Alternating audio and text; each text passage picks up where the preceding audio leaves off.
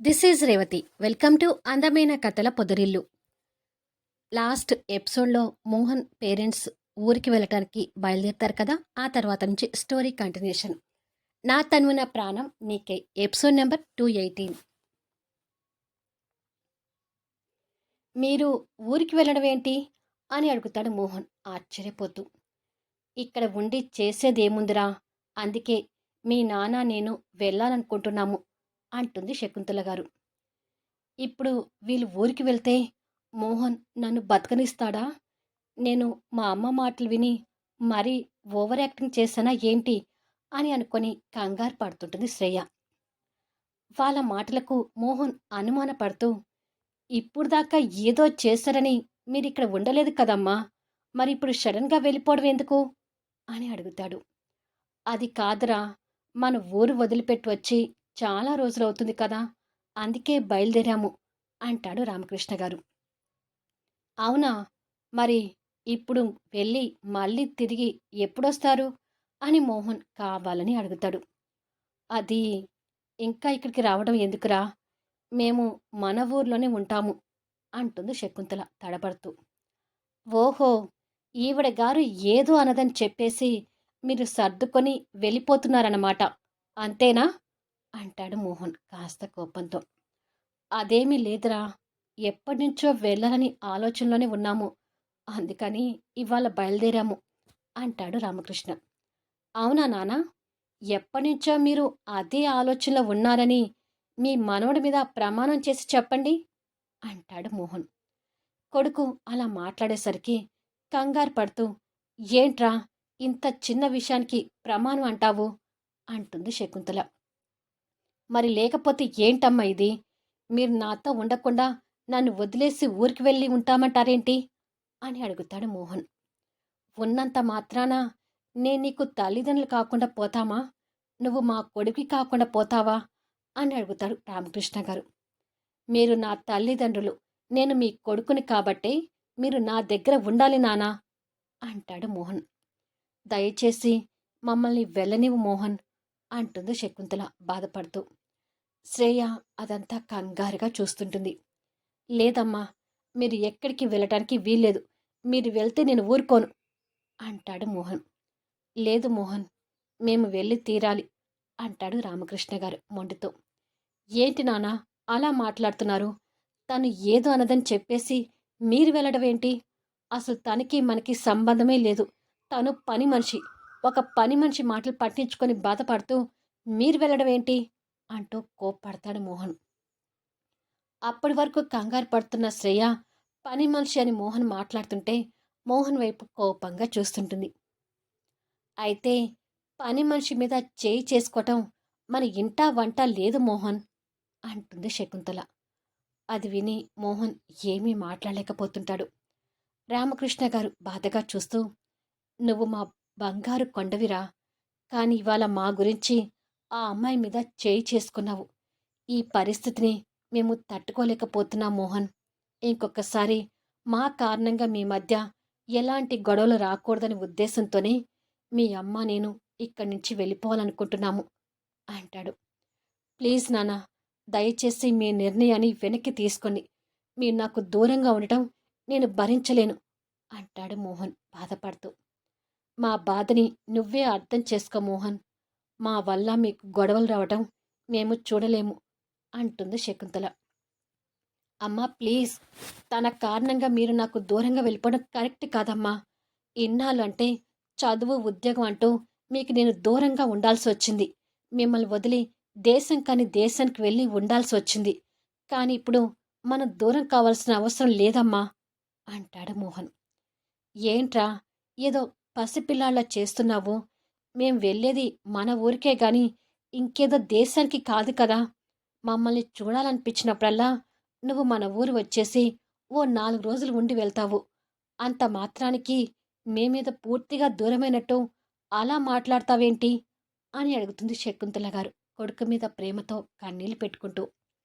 అంటే నేను మీ దగ్గరికి రావటమే కానీ మీరు నా దగ్గరికి రారు, నా దగ్గర ఉండరన్నమాట, అదేనా మీ ఉద్దేశం అంటూ కాస్త కోపంగానే అడుగుతాడు మోహన్. మౌనమే సమాధానం అన్నట్టుగా ఇద్దరూ ఉండిపోతారు. పరాయి దానికోసం మీరు నన్ను కాదనుకొని వెళ్ళడం ఏమాత్రం న్యాయం నానా అంటాడు మోహన్. తను పరాయి ఆడపిల్ల కాదు మోహన్. నీ బిడ్డకు తల్లి. ఆ అమ్మాయికి తల్లితనంతో అయినా గౌరవం ఇవ్వు అంటాడు రామకృష్ణ గారు. శకుంతల వస్తున్న కన్నీళ్లు తుడుచుకొని శ్రేయ వైపు చూస్తూ, అమ్మ శ్రేయ, నువ్వన్నట్టు మేము ముసలోళ్ళమే. మేము ఇక్కడ ఉండాల్సిన అవసరం ఏమీ లేదమ్మా. అందుకని నీకు భారంగా లేకుండా మేము మా ఊరు వెళ్ళిపోతున్నాము. కానీ శ్రేయ, నువ్వు నీ కొడుకు బాగోగులే కాదు, నా కొడుకు బాగోగులు కూడా కాస్త చూసుకో అమ్మా. పనిలో పడితే మోహన్ తిండి నిద్రాహారాలు మర్చిపోతాడు. టైంకి నువ్వే వాడికి అన్నీ చూసుకోవాలి. వాడు కోపంలో ఆవేశపడతాడన్న మాటే కానీ వాడిది మంచి మనసు.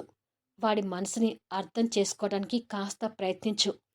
ఇక మీదైనా మీరిద్దరు గొడవలు పెట్టుకోకుండా బాబు కోసమైనా సర్దుకుపోతూ ఉండండి అని శ్రేయాకి కన్నీళ్లు పెట్టుకుంటూనే జాగ్రత్తలు చెప్తుంది శకుంతల గారు. ఇంతకు ముందు వరకు వాళ్ళ మీద నెగటివ్ ప్రభావంతో ఉన్న శ్రేయ వాళ్ళు అలా వెళ్తున్నారు అనగానే తన మనసులో కూడా చిన్న బాధ కలగటం మొదలవుతుంది. అలా అని వెళ్ళొద్దని చెప్పడానికి తన ఇగో కూడా అడ్డొస్తుంటుంది. ఇక మోహన్కి వాళ్ళు వెళ్తున్నందుకు కళ్ళల్లో కన్నీళ్లు తిరుగుతుంటాయి. ఇంట్లో ఉన్న పని మనిషి బాబుని తీసుకుని వాళ్ళ దగ్గరికి వచ్చి, ఇదిగోండమ్మా బాబు అంటూ ఇస్తుంది. శకుంతల గారు మనవణ్ణి ఎత్తుకొని అపురూపంగా ముద్దులు పెడుతుంటుంది. వాడిని వదిలి వెళ్తున్నందుకు రామకృష్ణ గారికి కూడా కన్నీళ్ళు వస్తూ కేరింతలు కొడుతున్న మనవణ్ణి ఎత్తుకొని ముద్దాడుతుంటారు. మనవడికి ముద్దులు పెడుతూ బాధపడుతున్న వాళ్ళని చూసి మోహన్కి కన్నీళ్ళు వస్తుంటే శ్రేయ మాత్రం వాళ్ళ వైపు జాలిగా చూస్తుంటుంది. రామకృష్ణ గారు మనవణ్ణి ఎత్తుకొని ముద్దు పెట్టి మోహన్కి అందించి, వెళ్ళొస్తా మోహన్, బాబు శ్రేయ జాగ్రత్త అని చెప్తాడు. ఇక వాళ్ళు చెప్పినా వినరని మోహన్ కూడా అర్థమై వాళ్ళ దగ్గర నుండి బాబుని తీసుకుంటాడు. వెళ్ళొస్తామమ్మా శ్రేయ, మా మనవడు మా కొడుకుని నీ చేతుల్లో పెడుతున్నాము, జాగ్రత్త అని చెప్పి శకుంతల బయటకు వెళ్తుంటే తనతో పాటు భర్త కూడా వెళ్తుంటాడు.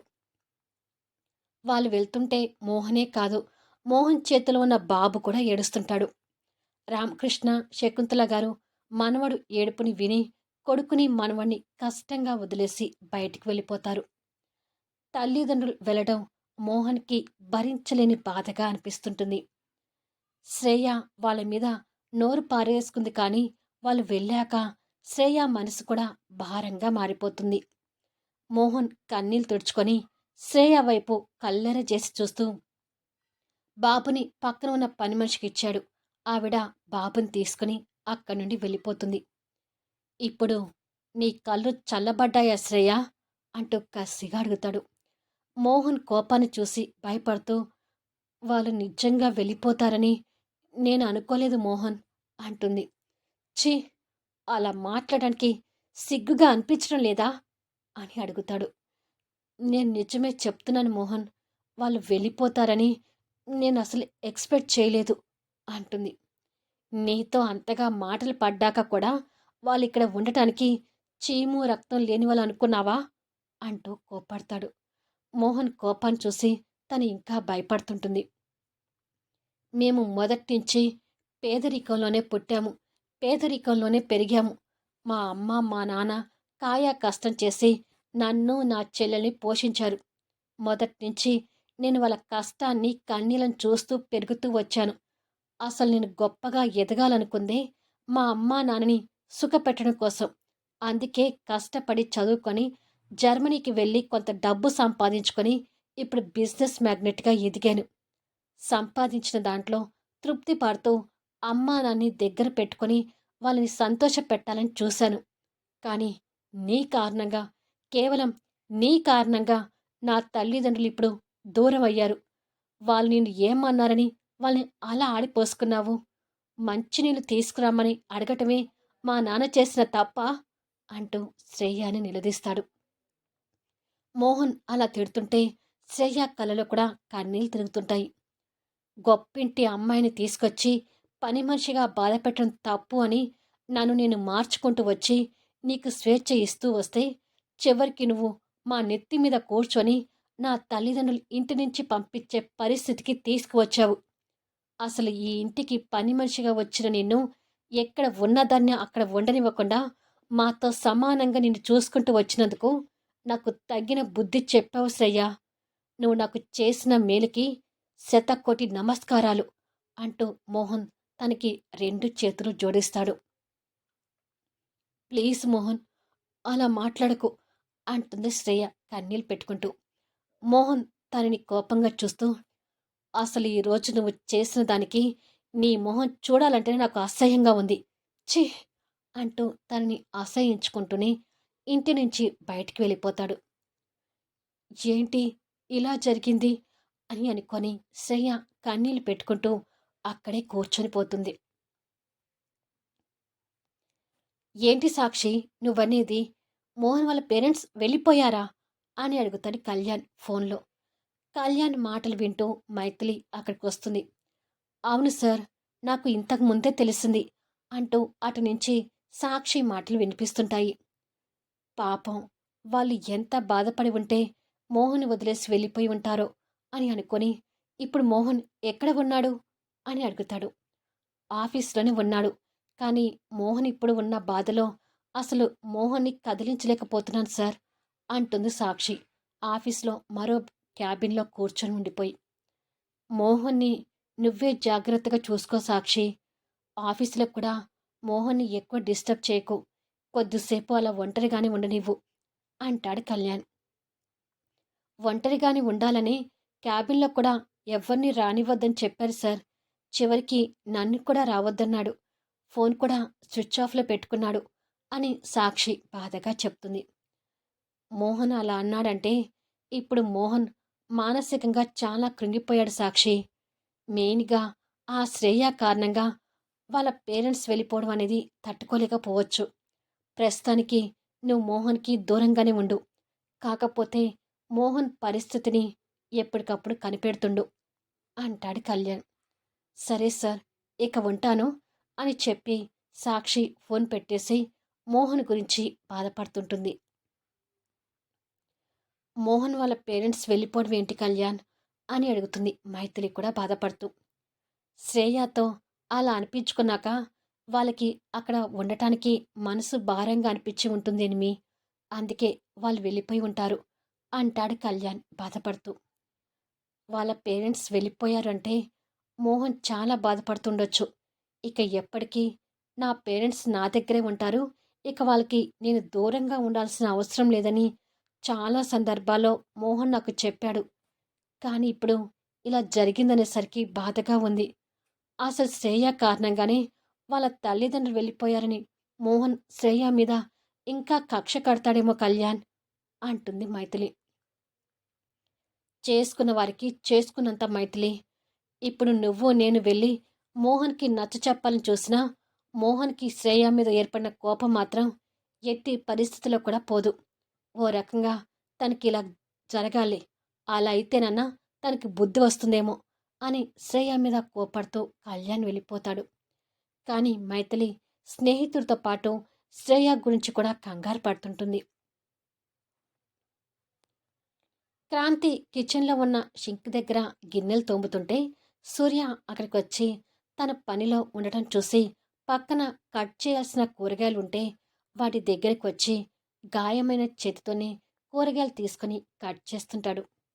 క్రాంతి అది చూసి హ్యాండ్ వాష్ చేసుకుని వచ్చి, ఆ ఆటోని వదిలేసి చెఫ్ అవ్వాలని చూస్తున్నావా అని అడుగుతుంది. మళ్ళీ నెక్స్ట్ వీడియోలో కలుద్దాం. మోహన్ శ్రేయ మధ్య ఇంకా అగాధం ఏర్పడిందా? కానీ ఈ పరిణామంతో శ్రేయాలో మార్పు వస్తుందా? తెలుసుకోవాలి అంటే అద్భుతమైన కథనంతో ఆసక్తికరంగా సాగిపోయే కథా వీడియోస్ని మిస్ కాకుండా చూడండి.